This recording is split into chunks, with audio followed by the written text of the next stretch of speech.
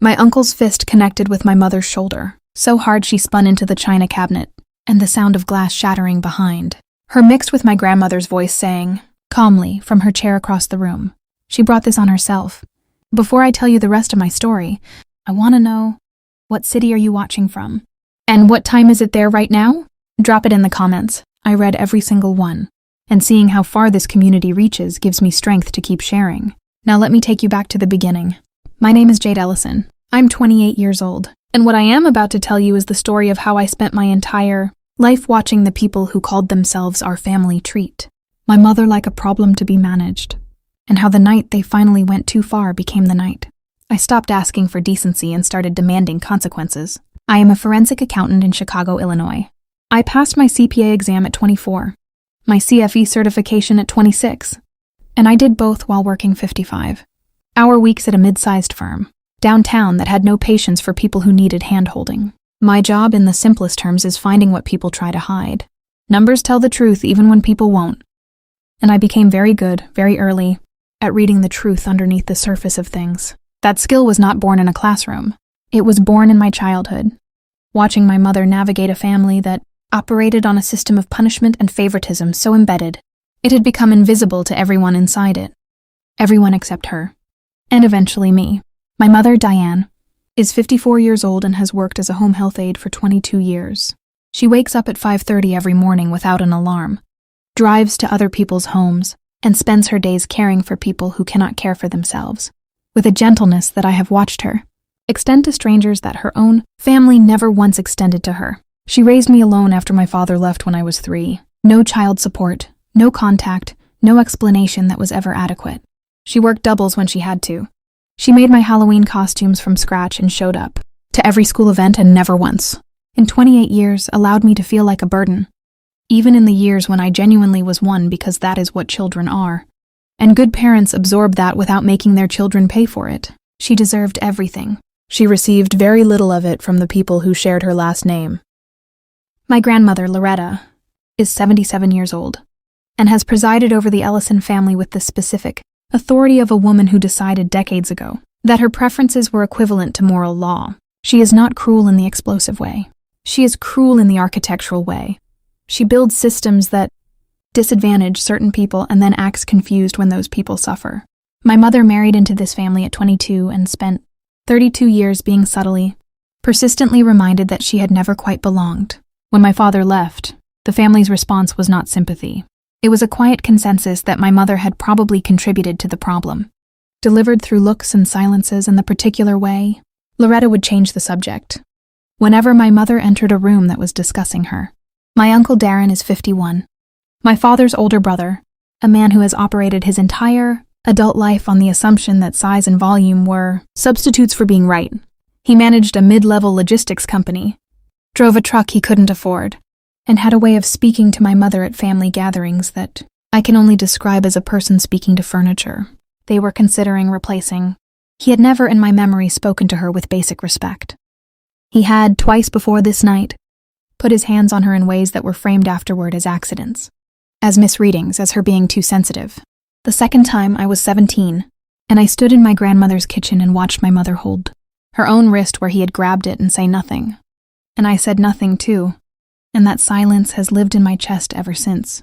My cousin Melissa, Darren's daughter, 26, who had spent her adult life being generously funded by her father and casually cruel to anyone outside the circle of that funding, had been living rent-free in a property my grandmother owned for 3 years, a 2-bedroom apartment on the north side that Loretta rented to her for $400 a month when market rate was $1,700.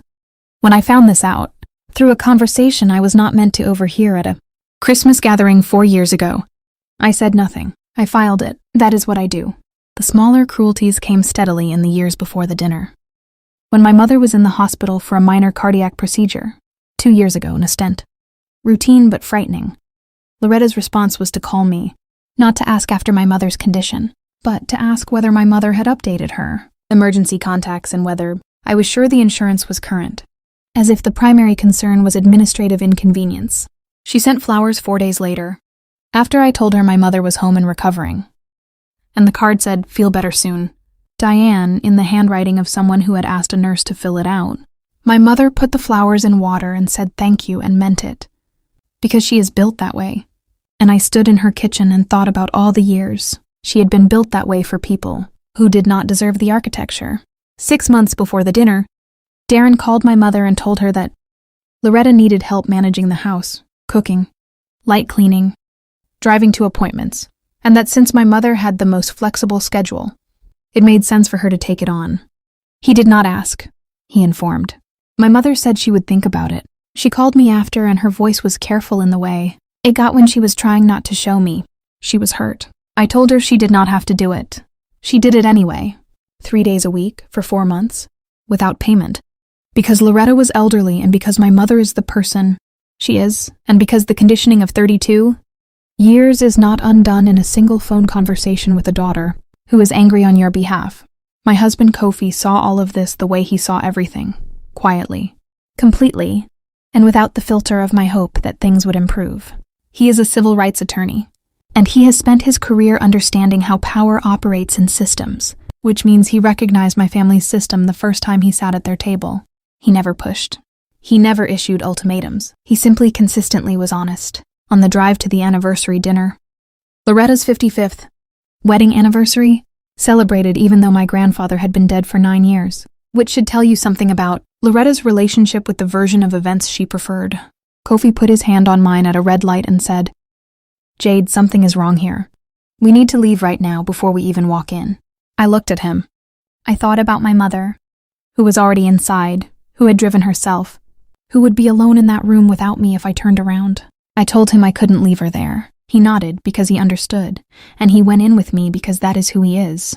The dinner was at Loretta's house, the big colonial in Oak Park, that smelled like cedar and old carpet and the particular staleness of a house, where the windows were never opened. 40 guests, family spread across 3 generations, the kind of gathering where surface warmth functions as social contract and everyone understands not to say the true thing about anything. My mother was in the kitchen when we arrived. Because of course she was, having driven early to help set up. Having prepared 2 dishes she was not asked to prepare, because she could not help being useful to people who did not value it. The announcement came during dinner. Loretta stood at the head of the table with the confidence of a woman who had never once been told no in her own home, and she announced that she had updated her estate plan. The house would go to Darren. The savings, I later learned it was $340,000, would be split among the grandchildren, with Melissa receiving the largest share as the eldest. The family property in Michigan would be liquidated and the proceeds donated to a church. My mother, who had given 4 months of unpaid labor and 32 years of quiet dignity to this family, received a mention, a verbal acknowledgement. Loretta called her a faithful presence and raised her glass, and several people around the table raised theirs, and my mother smiled the smile she had been perfecting for 32 years. I looked at Kofi. He was already looking at me. Then Darren spoke. He said that given the new arrangements, it would be appropriate for my mother to continue her help with Loretta's household, and that they were hoping she might increase to 5 days a week. He said it the way he said everything, as a conclusion rather than a request, as though the world had already agreed and my mother simply needed to be informed. My mother looked at her plate. I watched her decide in real time to say yes. I said no, not to him. To my mother, I said, "Mom, no." The temperature of the table changed immediately. Darren set his fork down. Loretta's expression shifted from ceremonial warmth to something older and harder underneath it. Melissa looked at her phone.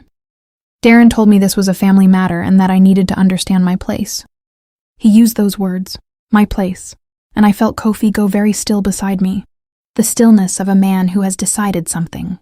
I told Darren, clearly and without raising my voice, that my mother would not be providing unpaid labor to this household any longer, that the arrangement was exploitative, and that I would be happy to discuss it further through proper channels, if he'd like to define what compensation looked like going forward. He stood up.